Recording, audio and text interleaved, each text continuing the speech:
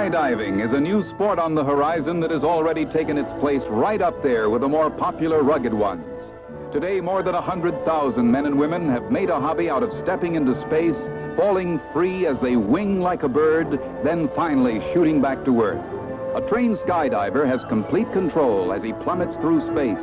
With an arm or a leg, he can somersault, turn, and glide while he zooms earthwards at 120 miles an hour. However, there is little relative sense of speed. As it was once described, it's like being suspended by 1,000 invisible wires on a bed of feathers. A pilot chute, of course, pulls out the main chute, and sometimes it hesitates. This would give you a few bad moments until it finally opens. He dropped 800 feet after pulling his ripcord. Normally, he would have fallen only 250 feet.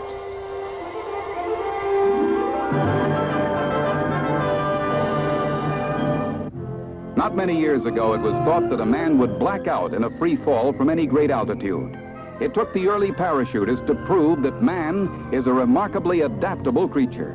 Today's skydiver flies his body through the air as a pilot flies his plane, doing controlled turns, loops, and dives. He's like a swimmer in water, but his element is the atmosphere.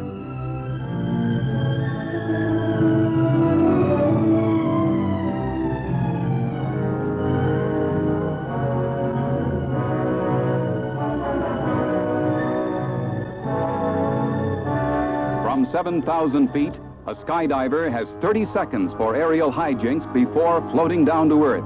It is a half-minute packed with exhilaration and thrills.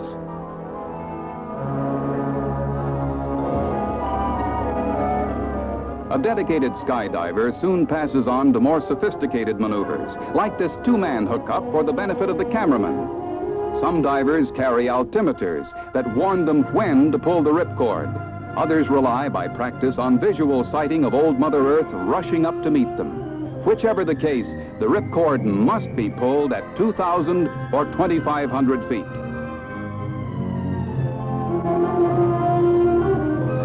Most skydivers belong to parachute clubs, and they pick their shooting partners as they would for a round of golf. Some games are like space-age versions of Ring Around the Rosie.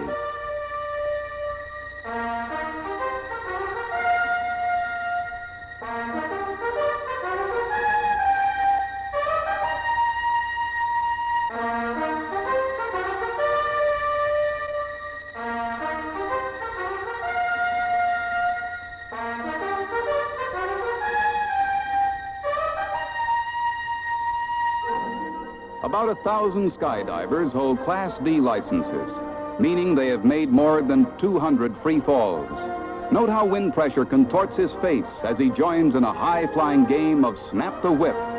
Precision like this takes an expert, and an expert is only made by practice. Remember, all this horseplay takes place in less than a minute. Then it's back to Earth, repack the chute, and aloft once more.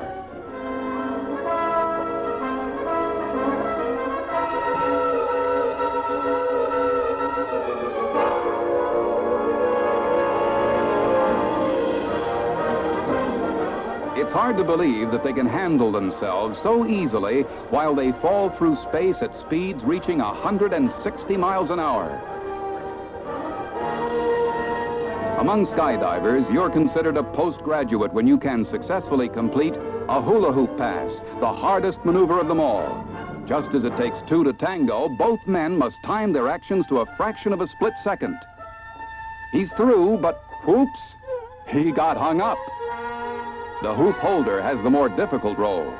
With little use of his arms to guide him, he must maintain position with body and legs.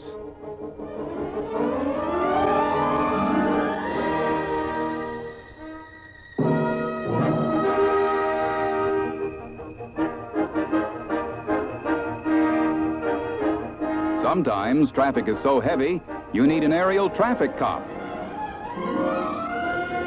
Here comes today's hula hoop winner, a clean pass-through.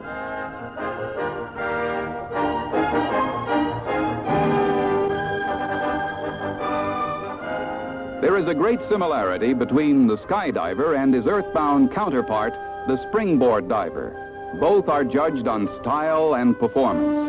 The skydiver is judged on his exit, his form in executing turns and somersaults, and his accuracy in landing on target. A series of figures must be completed within 20 seconds with bonus points for each second less and penalties for exceeding the time. On completing the maneuvers, the jumper must again assume the stable free fall position. On the ground, judges keep an eye on the contestant and with stopwatches chart every second.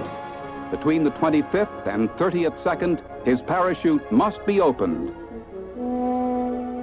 In practice for international competition, team jumps sharpen timing and reactions. In the past, European nations, notably France and Russia, have dominated sport parachuting. The U.S. didn't really get started until 1956, but in 6 years they came into their own, winning the 6th World Championship.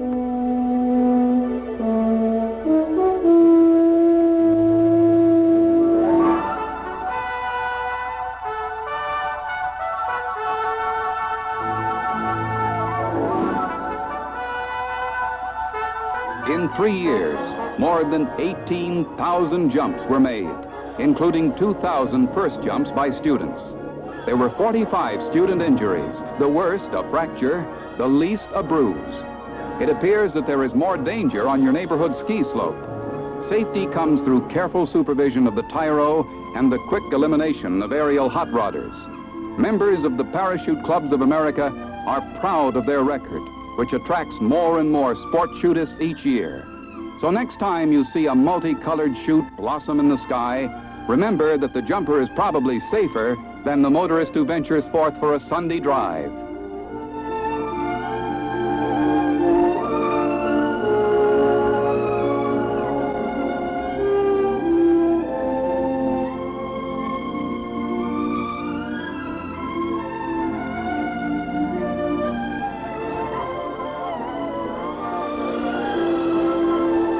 Skydiving and parachuting have hit the bullseye as a sport. Now man explores the sea with scuba equipment and probes the skies with his parachute. He is no longer content to remain an earthling while there are new frontiers of space to conquer. Probably no better definition of parachuting can be found than that used by the Parachute Club of America. The sport of space for the age of space. Or we might add, the sport with unlimited horizons.